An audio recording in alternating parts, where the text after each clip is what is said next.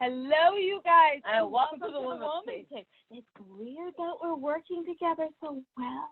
I think it's because we're stuck in like quarantine stuff out, whatever. Social distancing. I don't know what it is. Maybe that's together. What it is. I think it's because I had some more of her ice cream while she wasn't looking, and it was so delicious.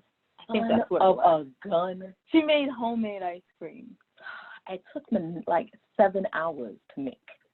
So yes, there is a 2-spoon like limit. You can't have more than 2 spoons a day. What? But I don't plan on eating. Be still.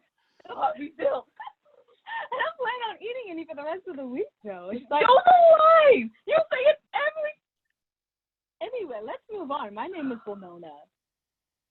And while she breathes out, her I'm name Jade. Oh, okay. I thought you were going to skip it today. No, skip it. No, I was just taking deep breaths because you know I'm not trying to make any more ice cream until July. It took 9 hours. You what you said? It took like 7 hours. You said keep bringing it out and whisking it and putting it back in the freezer and whisking it. We were drinking champagne every 30 minutes through those last 5 hours. Anyway, you weren't whisking. You weren't whisking. That's true. I was not whisking. You were loyal support. Darn it.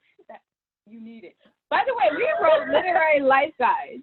Let's talk poetry. Woo! God, yes! Yes, you were unlocking this. I'm so excited. AKA our books. Okay. So, And I Thought series, And I Thought Divorce Was Bad, and I Thought Being Grown Up Was Easy.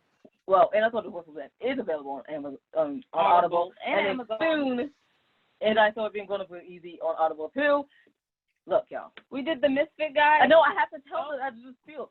Please wait for the Audible book, And I Thought Being Grown Up Was Easy. It's just better. Like, I wrote the words, and I didn't know I wrote something like that until Joe read it. So, it's just better. And then, so then we want all the other And I Thought series, all available on Amazon.com. We wrote the Misfit guide, so there's 2 books of those.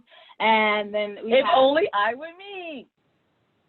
Yeah, available on BarnesandNoble.com. That's one of the straight poetry books because we normally don't do that.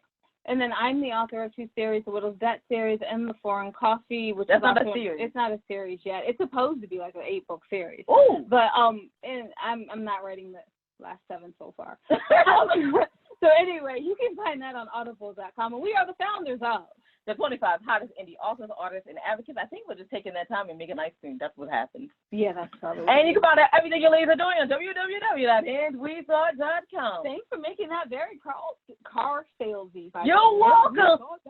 Go. Okay, moving on. You're not here to hear about us because we're boring. You want to hear about our wonderful guests. Wonderful guests. Would you like to introduce yourself? Hi, I'm Dan Conaway. I'm a literary agent at Writers House in New York. I work with writers. I used to work on the publishing side as an executive editor 15 years ago, long time ago now, right? Yeah, I became a literary agent. I normally work in New York. New York is closed off to us, so today you see in the glorious confines of my bedroom, working from home, as the whole publishing industry is. We're all working at home and looking forward to having interactions like these. I can't tell you how much we enjoy. Publishers and agents are so enjoying talking to each other this way now because we're lonely. Well, I think the rest of the world basically is probably on social distancing too, so we all understand. We're like, oh, we get to talk to somebody?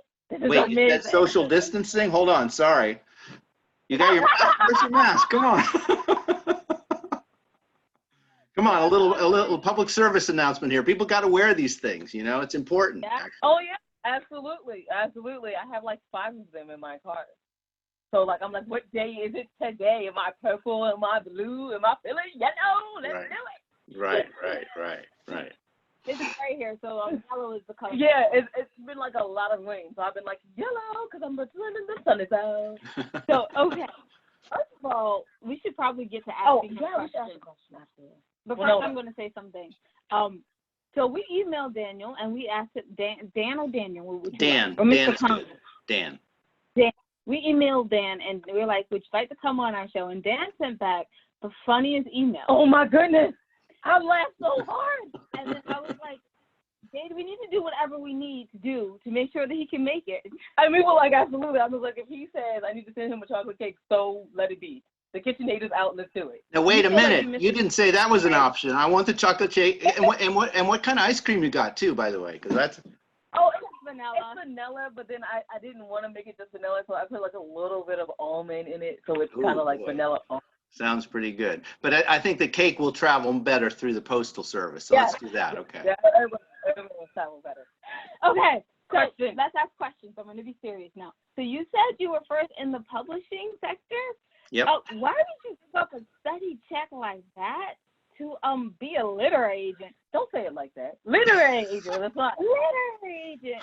Okay, Well, no, the more we get to know literary agents is weird. Well, so the truth is that I loved my job on the publishing side. I was an editor. Executive editor is the title, but basically I would acquire books and develop them, and then help put covers on them and figure out the marketing for them and publish them out into the world. And I loved it. I loved every aspect of it, partly because I'm a control freak, and as an editor you really get to have a lot of say in how things look and how they're positioned and all this kind of stuff. I loved it. I really did. The reason I decided to become an agent is that I have triplets, and when my triplets were younger than they are now, they just turned 24, so they're not so young now. But when they were younger, I started looking around and thinking about college tuitions and the fact that I would have 3 college tuitions all at the same time. And then there's this other factor, which is in book publishing, a lot of times people get to be a certain age, and I'm not going to say what age that is because then you'll know how old I am. You get to be a certain age and you tend to get fired because, you know, there's a lot of downward pressure on the economics of book publishing because the margins are not very big. This is boring shit, isn't it? I'm sorry. But anyway, so I decided to become an agent because they can't fire me, really. You know, if I'm good at my job, I'm self-sustaining, and that gives me a certain amount of security that on the publishing side, people at a certain level, if you get a salary at a certain level, suddenly you're vulnerable. And lots of people in their early 50s tend to get fired in book publishing. So I didn't want to get fired. I wanted to be able to send my kids to college, and so I switched over. How's that for a long and boring answer? No, that was a great answer because you just told us about how like the profit margins are very thin, and I think people out here don't really know that. They think they make like, you know, billions of dollars a year. Yeah, yeah, they don't. Not so much. Yeah. Romance to billion, just romance.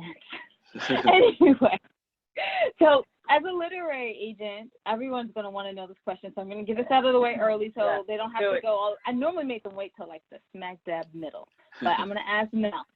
As a literary agent, what are the do's and don'ts of a query letter, and then what type of books do you look for? Yeah, so the do's and don'ts, the most simple aspect for me, and the answer to these is the same to both questions, which is it has to do with the quality of the writing more than anything else. The kinds of stuff I do, a wide range of things. I do literary fiction, I do commercial fiction, thrillers, historical novels. I also do a lot of narrative nonfiction, narrative history, pop culture, a range of things. So, and I guess the first thing I'm looking for is a query letter that is articulate. Secondly, that is clearly designed for me. I don't do YA, for instance. So when I get query letters from people talking to me about stuff that they're not interested, that I'm not interested in, or I don't do, it shows me, first of all, that they haven't done their homework, and secondly, I'm going to say no to that. I'm not, you know, that's easy. So yeah, I mean, I think that it's the thing. I think that's the thing about all this that I would just say is it's so subjective, right? My taste or my own taste, the same way that you guys both like what you like as readers, and you don't like other things, and so all I am is a reader. So I something comes across my desk and I start to read it in the same way that I would a book or a magazine or something. And if I'm engaged by it, I'm going to keep reading, and if I'm not, then I'm not. And it's really hard to explain what the difference is because it's so personal. It's just my taste. I like what I like, and I don't like lots of other things. And you know, and the thing is that if the three of us, we were hold up some book, I don't know, I'm reaching around the desk and they're out of reach, but there you go. We have a book. Well, that's your book. So of course, in that case, we all love that book. But let's say some other book.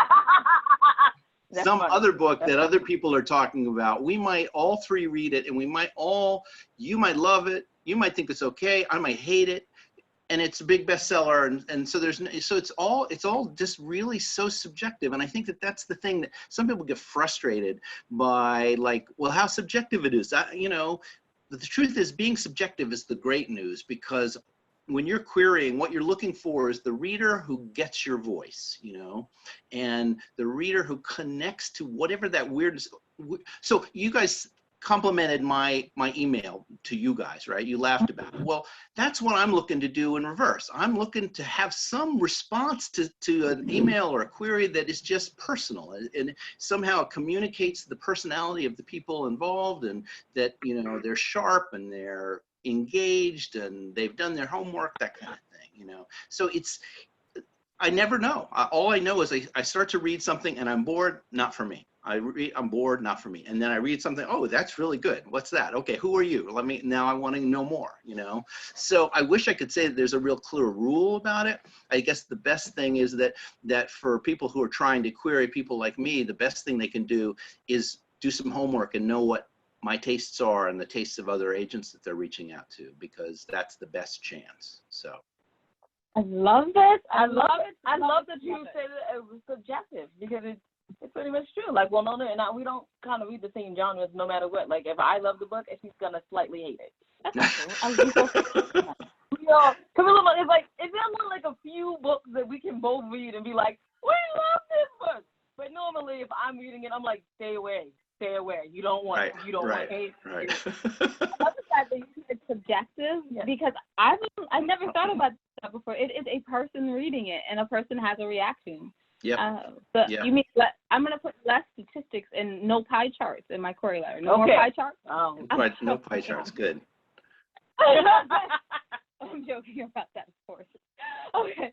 Thank you for answering that question so thoroughly. And so everyone out there who is an author, we finished that question, okay? Y'all good? No more complaints, because we had a literary agent on before, and they were like, you never asked the question.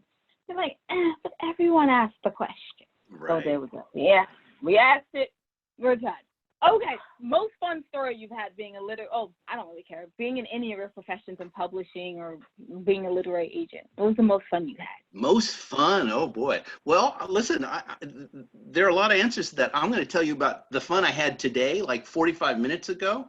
I finished an auction for a new book that I went out with a new book proposal to a bunch of publishers, and yesterday I had people bidding on it, and today I concluded the auction and I sold a book to Doubleday by one of my authors. He's writing a biography of the rock and roll band REM, and I had 5 different publishers trying to bid for it and trying to win the auction, and it was really exciting. And so that's the most recent example of really good time I can tell you about, because that's fun. It's fun when you get a good outcome like that, So. Yeah, I'm super excited for you. Congratulations. Yeah. So we're doing the sign language too. Oh, okay, so we're going to do the congratulations and the celebration. Okay, so congratulations. Celebration. All right. Now we're done. That's good. Wow.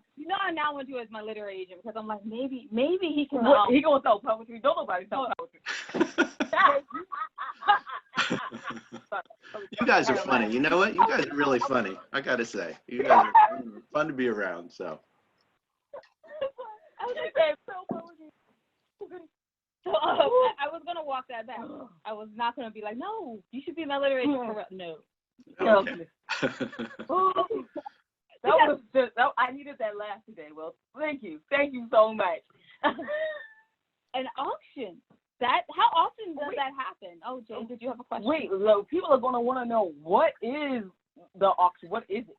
So the book is a book about the rock and roll band REM, and an auction is so basically the process tell me when this gets too boring, okay? The process No, is we love it. We love the it. writer and I, Wait. Peter Ames Carlin, his name is, he's a best-selling biographer. He and I worked together on a book proposal, developing it editorially back and forth for months until we get it to a place where we think it's ready to go to market, so to speak. Then, once it's ready, then I call, so let's say you guys work in 2 different publishing houses, I'll call each of you up and say, hey, I got this new thing I'm really excited about. It's by Peter Carlin. I want to send it to you. And you guys say, okay, great, send it to me. So I send it to the 2 of you and 15 other editors at different houses all around New York.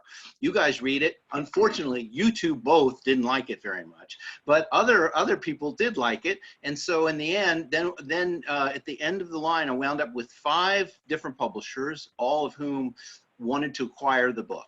And so then what an auction is basically it's a structured way by which I ascertain how much they're willing to pay for the book. And it goes around, you know, so in this case, there's an opening bids, and then I go back to the low bidder and ask them if they want to top the, so it goes around and around like that. But anyway, so this took place, it actually went all day yesterday, and then spilled into today. And it was great. And all the editors involved, I mean, the hard part actually is that not everybody gets to win. Some people lose, and they've worked really hard to get to this point to bid on this book. They've had to, for them to be able to make an offer on a book like mine requires a whole bunch of you know, they got to get a lot of different people on board. They got to get their boss to sign off on making an offer at a certain level and all this kind of stuff. So it's a big effort on their part. This all took place over 2.5 weeks. The people who didn't win the auction come away maybe feeling like they wasted their time or like they're disappointed or whatever. No, there's only one winner in an auction. So that's the human part of this, right? Is that I like all these people I was submitting to are people that I know somewhat.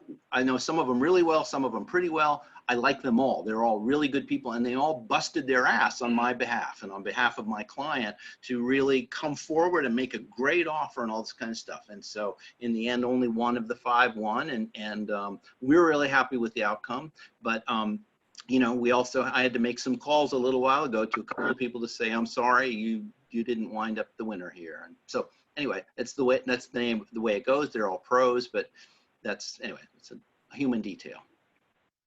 And so everyone out there that lost their auction, just know that the Thought Ladies have 13 books just in one place. Oh, Feel free to pick up A poetry though. So There you go. $5 for the auction price. That's great. I'm sorry. Okay, we're back to professional. No, we are going to be professional for the last 3 questions, correct? We have 3 questions? Okay, well, go ahead. Oh, It was only like 2 questions. You get 1 and then I get 1. oh, 2. okay. Sharing is caring. 2 questions. Now I got to figure out one. How helpful is it to have had an executive? First of all, what is an executive editor? Again, just so you make sure everyone knew what that is. And then number 2, did being on the publishing side help you be a literary agent to help your authors?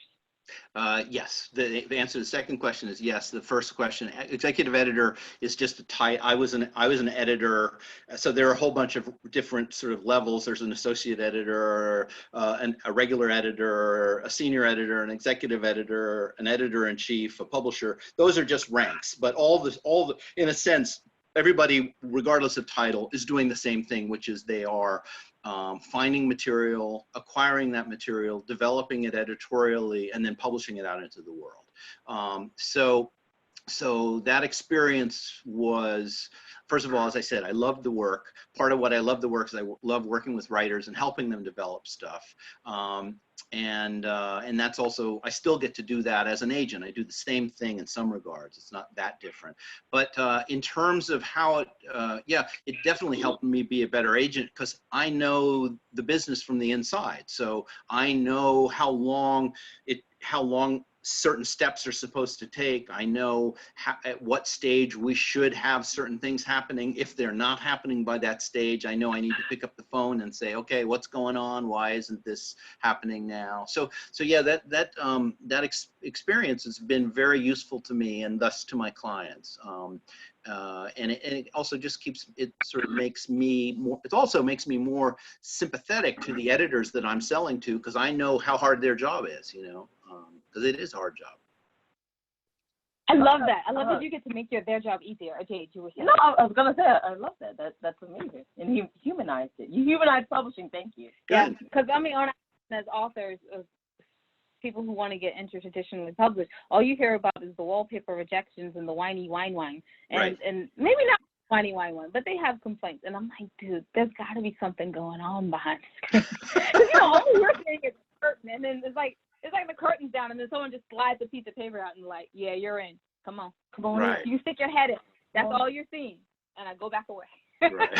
So what's going on behind that curtain? It is really great to know what's going on behind that curtain. And our last question is, where can people find out more about you, like the books that you would take or whatever? Represent. The people. Oh, let's also include your authors. Tell us more about your authors and writer house. Sure. Well, where they would find out about, there's, I mean, there's that thing called the Google, and you put my name in there, and it's easy to find stuff about me. Not that I'm famous, but this is a very specific kind of job, and so people are always curious about what agents do or what editors do.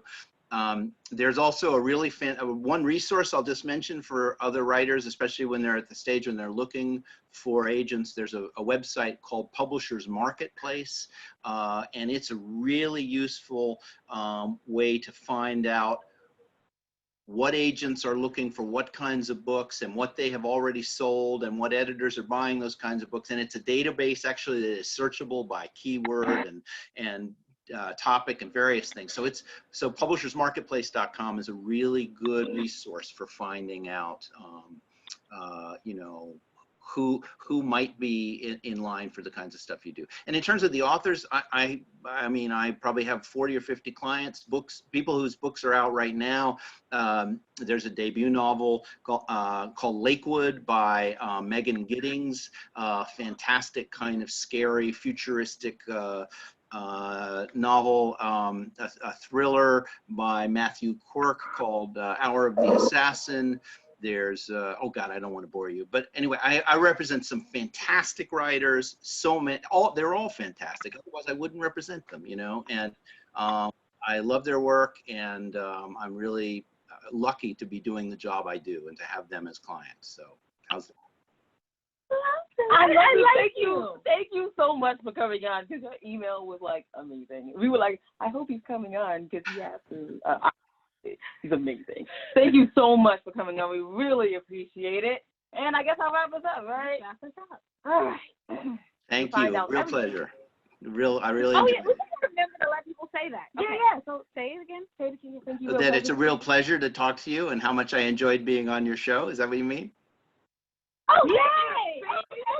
Like we do with poetry, so weird sometimes. All right. So you can find out everything your ladies are doing on www.andwethought.com. While you're there, take a moment, go to the ladies tab, go to the middle of the page and see the charities that we proudly support. Yes, we know that times are hard and maybe money is not a thing that you can spare right now, and that's okay because you have knowledge, and if you have that knowledge, you can share it with them. It's a win-win situation.